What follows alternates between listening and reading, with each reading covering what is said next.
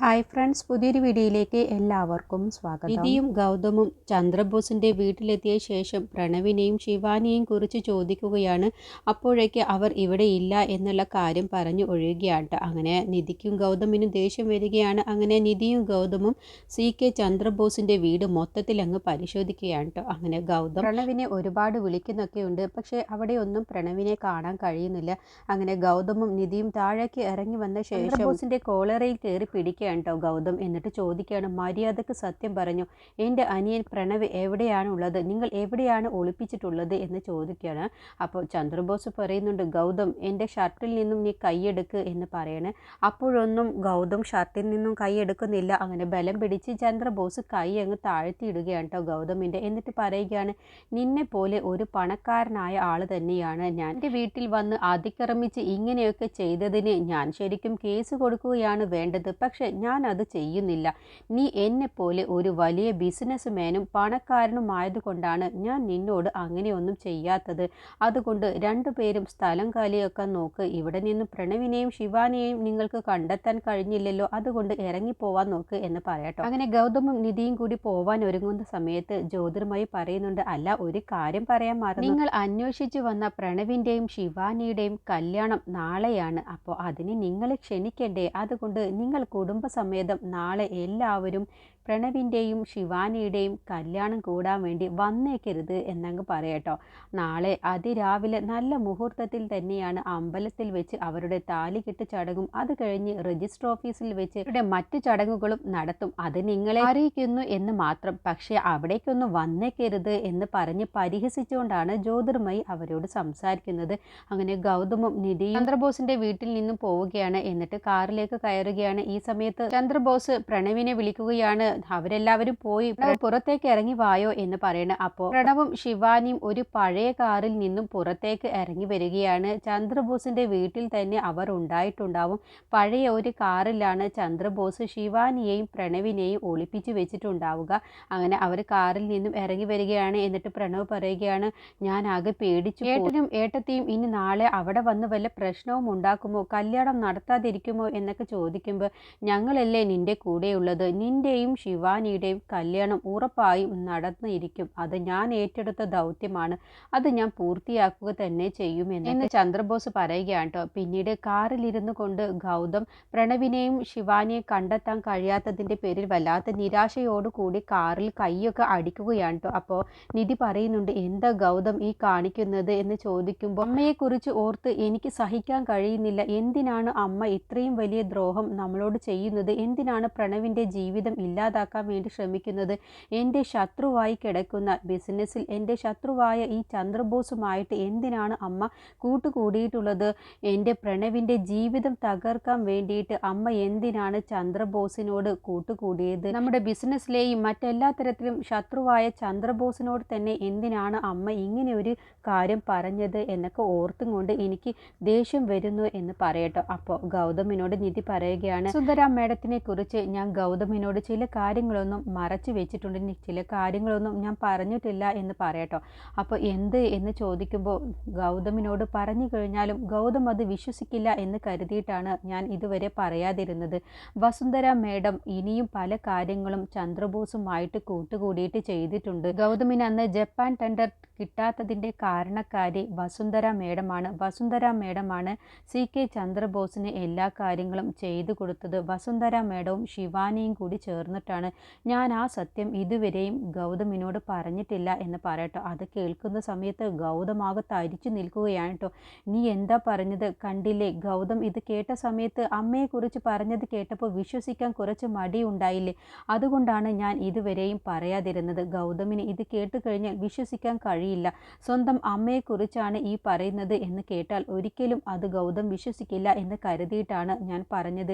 എന്തിന് അമ്മ ഇങ്ങനെയൊക്കെ ചെയ്യുന്നു എന്ന് ചോദിക്കട്ടോ. അങ്ങനെ എല്ലാ കാര്യവും നിധി വിശദമായിട്ട് തന്നെ ഗൗതമിനോട് പറയുകയാണ്. അത് കേൾക്കുന്ന ഗൗതമിന് തരിച്ചു പോവുകയാണ് കേട്ടോ, ഷോക്കായി നിൽക്കുകയാണ്. എന്നിട്ട് നിധി പറയുകയാണ്, ഇങ്ങനെയെല്ലാം വസുന്ധര മാഡം ചെയ്യുന്നതിൻ്റെ ഒരേ ഒരു ലക്ഷ്യം ഞാൻ ഗൗതമിൻ്റെ ജീവിതത്തിൽ നിന്നും പോവണം. അതിനു വേണ്ടിയിട്ടാണ് ഇപ്പോൾ പ്രണവിൻ്റെയും ശിവാനിയുടെയും വിവാഹം വരെ വസുന്ധര മാഡം നടത്തുന്നത്.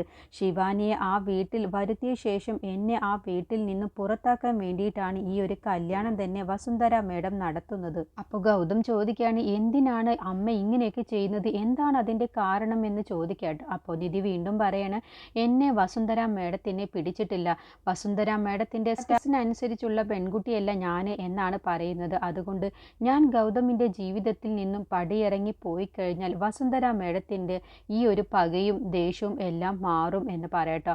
നീ എൻ്റെ ജീവിതത്തിൽ നിന്നും പോയി കഴിഞ്ഞാൽ എൻ്റെ അവസ്ഥ എന്താവും? നീ ഇല്ലാതെ എനിക്കൊരു നിമിഷം പോലും ജീവിക്കാൻ കഴിയില്ല. അമ്മയ്ക്ക് നിന്നോടുള്ള പക കൊണ്ട് ഇങ്ങനെയൊക്കെയാണോ ചെയ്യേണ്ടത്? അമ്മ ഇങ്ങനെയൊക്കെ ചെയ്യുന്നത് കൊണ്ട് കുടുംബം തന്നെയല്ലേ ഇല്ലാതാവാൻ പോകുന്നത്? ഇതിനാണോ അമ്മ എപ്പോഴും എന്നെ സ്നേഹിക്കുന്നു എന്നും പറഞ്ഞ് നടക്കുന്നത്? എൻ്റെ ഇഷ്ടത്തിനല്ലേ അമ്മ കൂടുതൽ പ്രാധാന്യം കൊടുക്കേണ്ടത്? വായോ നമുക്ക് വീട്ടിലേക്ക് പോവാം എന്ന് പറഞ്ഞ് ദേഷ്യത്തോടു കൂടി ഈ സത്യങ്ങളൊക്കെ മനസ്സിലാക്കിയ ഗൗതം നേരെ ചെല്ലുകയാണ് കേട്ടോ വീട്ടിലേക്ക്.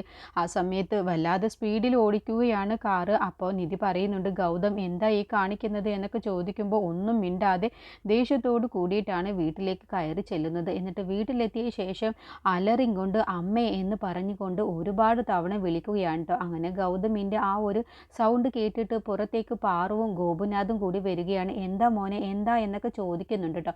പക്ഷേ അപ്പോഴൊന്നും ഗൗതം ഒരക്ഷരം പോലും മിണ്ടാതെ അലറിങ്കൊണ്ട് അമ്മേ ഇറങ്ങി വരാനല്ലേ പറഞ്ഞത് എന്നും പറഞ്ഞ് വിളിക്കുകയാണ്.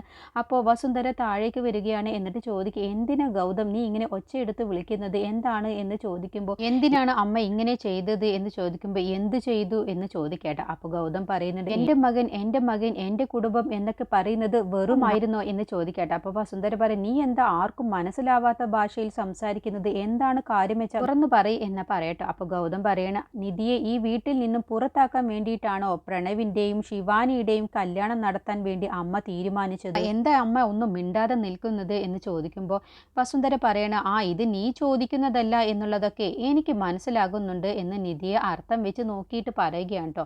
എന്നിട്ട് പറയുകയാണ്, ഇത് വിശ്വസിക്കുന്നുണ്ടോ എന്ന് ചോദിക്കുമ്പോൾ, ഞാൻ വിശ്വസിച്ചിരുന്നില്ല, പക്ഷേ നിങ്ങൾ ചന്ദ്രബോസിന്റെ ഭാര്യ ജ്യോതിർമയുമായിട്ട് പ്രണവിന്റെയും ശിവാനിയുടെയും വിവാഹം നടത്താൻ വേണ്ടി രജിസ്റ്റർ ഓഫീസിലേക്ക് ചെന്നില്ലേ, അപ്പം മുതൽ നിങ്ങളോടുള്ള വിശ്വാസം എന്നിൽ നിന്നും പോയി എന്ന് ദേഷ്യത്തോട് കൂടിയിട്ടാണ് കേട്ടോ വസുന്ധരയോട് ഇതൊക്കെ പറയുന്നത്.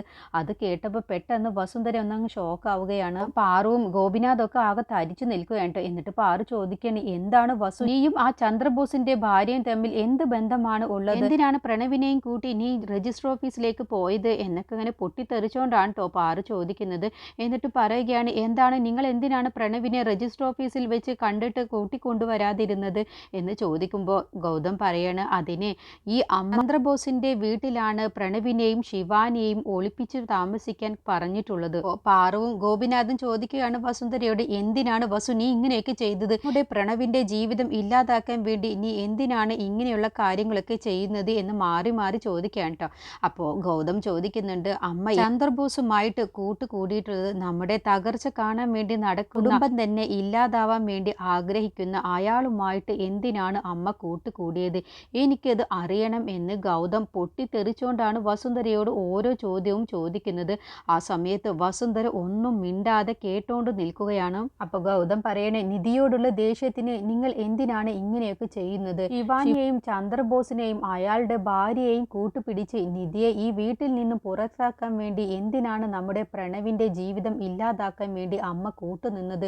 ഇതിന് മാത്രം എന്ത് ദ്രോഹമാണ് നിധി അമ്മയോട് ചെയ്തിട്ടുള്ളത്? എന്തിനാണ് അമ്മയ്ക്ക് ഇത്രമാത്രം അധികം നിധിയോട് പക കൊണ്ടു നടക്കുന്നത് എന്നൊക്കെ മാറി മാറി ഗൗതം ഇങ്ങനെ വീണ്ടും വീണ്ടും ദേഷ്യത്തോടു കൂടി ചോദിക്കുന്ന സമയത്ത് വസുന്ധര അലറിങ്ങോട്ട് പറയുകയാണ്, അതെ എനിക്ക് നിധിയോടുള്ള പക തന്നെയാണ് ഇങ്ങനെയൊക്കെ ഞാൻ ചെയ്യുന്നത്. ഇവളെ ഇഷ്ടമില്ല, ഇവളെ കാണുന്നത് തന്നെ എനിക്ക് വെറുപ്പാണ്. എൻ്റെ ഏഴയലത്ത് പോലും നിൽക്കാൻ യോഗ്യതയില്ലാത്ത ഇവളെ എനിക്ക് കണ്ണെടുത്താൽ കണ്ടൂടാ. ഈ വീട്ടിൽ നിന്നും പുറത്താക്കാൻ വേണ്ടിയിട്ട് തന്നെയാണ് പ്രണവിന്റെയും ശിവാനിയുടെയും വിവാഹം നടത്തുന്നത് തന്നെ. അതിന് വേണ്ടിയിട്ട് മാത്രമാണ് ഞാൻ പ്രണവിനെ ശിവാനിയെ കൊണ്ട് കല്യാണം കഴിപ്പിക്കുന്നത്. ശിവാനി ഈ വീട്ടിൽ വന്നു കഴിഞ്ഞാൽ പിന്നെ നിധിയെ ഈ വീട്ടിൽ നിന്ന് പുറത്താക്കല് ശിവാനി തന്നെ ചെയ്തോളും എന്നൊക്കെ പറയട്ടോ. അത് കേൾക്കുന്ന സമയത്ത് ഗൗതമിന് ദേഷ്യം അരിച്ചു കയറുകയാണ്. എന്നിട്ട് വസുന്ധര പറയണേ, എന്നെ അനുസരിക്കാത്ത, എന്നോട് എപ്പോഴും ധിക്കാരത്തോടു കൂടി സംസാരിക്കുന്ന ഇവളെ എനിക്ക് കണ്ണെടുത്താൽ കണ്ടു. എൻ്റെ എല്ലാ ഉയർച്ചയ്ക്ക് പിന്നിലും ഞാനാണ്. എന്നിട്ട് എനിക്ക് ഇഷ്ടമില്ലാത്ത ഇവളെ ഒരു ജാതകത്തിൻ്റെ പേരും പറഞ്ഞ് ഇവിടേക്ക് കൂട്ടിക്കൊണ്ടു വന്നിരിക്കുന്നു. എനിക്ക് ഇവളെ ഇഷ്ടമില്ല. അതുകൊണ്ട് തന്നെയാണ് പ്രണവിൻ്റെയും ശിവാനിയുടെയും വിവാഹം ഞാൻ നടത്തി കൊടുക്കുന്നത്. അതിലിപ്പോൾ എന്താണ് തെറ്റുള്ളത്? ഗൗതം ചോദിക്കുകയാണ്, എന്താ അമ്മ നിങ്ങൾ ഈ പറയുന്നത്?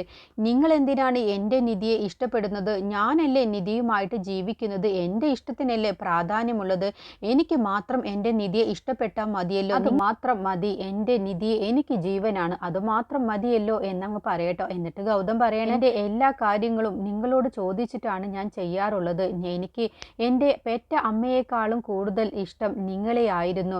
നിങ്ങളെയാണ് ഞാൻ അമ്മ എന്ന് വിളിച്ചത്. എൻ്റെ അമ്മയെ എന്നെ പ്രസവിച്ച എൻ്റെ അമ്മയെ ഞാൻ പാറു എന്നാണ് വിളിക്കുന്നത്. നിങ്ങളെയാണ് ഞാൻ വായ തോരാതെ അമ്മ എന്ന് വിളിക്കുന്നത്. എന്നിട്ടും നിങ്ങൾ എന്തിനാണ് എന്നോട് ഇങ്ങനെ ഒരു ദ്രോഹം ചെയ്തത് എന്നങ്ങ് ചോദിക്കുകയാണ് കേട്ടോ.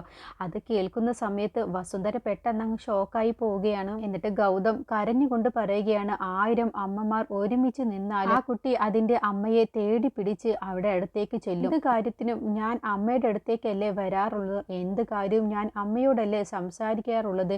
എന്നിട്ടും എന്തിനാണ് എന്നോട് ഇങ്ങനെ ഒരു ദ്രോഹം ചെയ്തത്? ഞാൻ അമ്മയുടെ സ്വന്തം മകനല്ലാത്തത് കൊണ്ടാണ് ഇങ്ങനെയൊക്കെ എന്നോട് ചെയ്തു കഴിഞ്ഞാൽ എനിക്ക് വേദനിക്കില്ല എന്ന് അമ്മയ്ക്ക് തോന്നി. ഞാൻ ചോദിച്ച ഈ ചോദ്യത്തിന് മറുപടി പറയണം അമ്മ എന്ന് പറയുന്ന സമയത്ത് വസുന്ധര ഒന്നും മിണ്ടാതെ ഉത്തരമിട്ട് നിൽക്കുകയാണ്.